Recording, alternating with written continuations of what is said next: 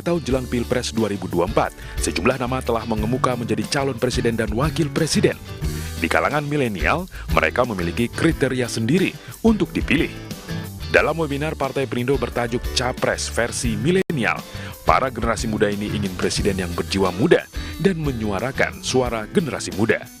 Lebih baik pemimpin yang bisa mendekatkan diri dengan anak muda, tapi beliau juga bekerja dan action. Tentunya sosok yang mewakili kaum milenial ini sosok berani, tegas, cerdas, kreatif, inovatif, kredibel, profesional, amanah, dan tentunya langsung action tanpa pencitraan. Pilpres 2024 menjadi pesta demokrasi dengan munculnya tokoh-tokoh baru yang kekinian dan aktif dengan tren media sosial.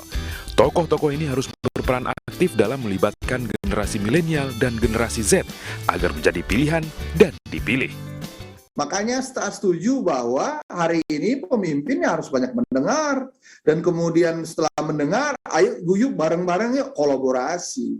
Ketika kolaborasi itulah semangat energi yang dimunculkan, inilah pemimpin kami yang kami harapkan ke depan. Melalui webinar ini, Partai Perindo sebagai partai modern dan inklusif mengajak para generasi muda untuk berperan aktif pada pemilu 2024 dengan menggunakan hak pilihnya. Para peserta yang beruntung dalam webinar ini juga berhak mendapatkan e-voucher belanja dari Partai Perindo. Tim Liputan iNews melaporkan. Pemirsa, 80 warga Indonesia dan 3 warga negara asing keluarga WNI dari Ukraina tiba di Indonesia. Usai dievakuasi, seluruhnya tengah menjalani karantina di Rusun Pasar Rumput, Jakarta Selatan.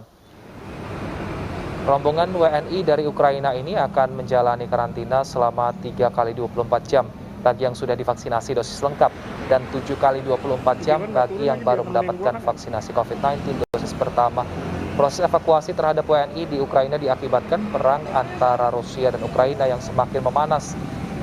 Masih terdapat 14 orang warga negara Indonesia yang belum berhasil dievakuasi dan kini berada di Bukares, Romania karena terkonfirmasi positif COVID-19.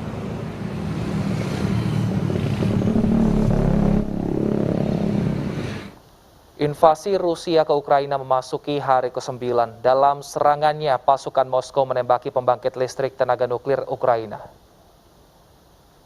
Pasukan Rusia menembak pembangkit listrik tenaga nuklir Zaporizhia, Ukraina dari semua sisi.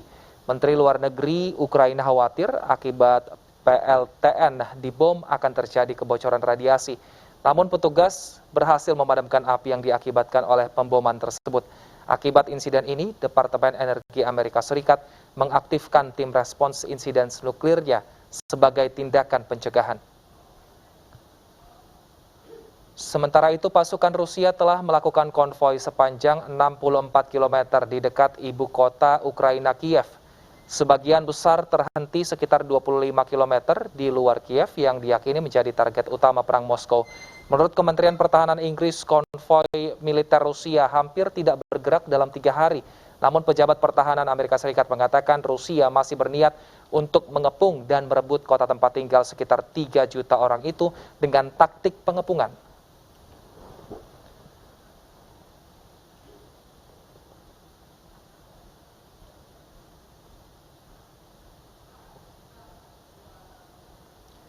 Pemirsa, usai sudah kebersamaan kita dalam iNews sore hari ini, kita percaya pandemi akan bisa dilalui dengan saling jaga dan saling peduli. Mari kita jaga diri dan saling mengingatkan untuk selalu patuh protokol kesehatan. Ya, jangan lupa pakai masker, jaga jarak, dan kurangi mobilitas. Mari kita konsisten menjaga imunitas tubuh dengan olahraga teratur dan vaksinasi. Kita percaya COVID-19 masih ada dan sebagai bangsa, kita akan selalu bersama menanggulangi wabah ini. Salam sehat. Saya Syafaati Suryo. Dan saya Wilson Purba menyampaikan terima kasih dan juga sampai jumpa.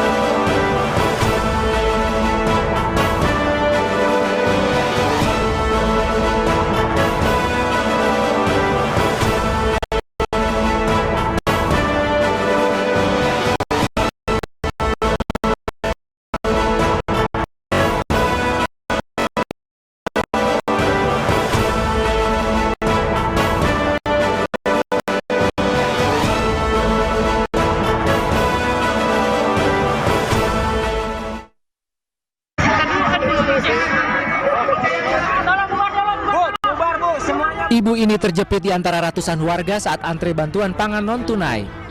Setelah berhasil dikeluarkan dari lautan massa, ibu malang ini pingsan dan dievakuasi petugas.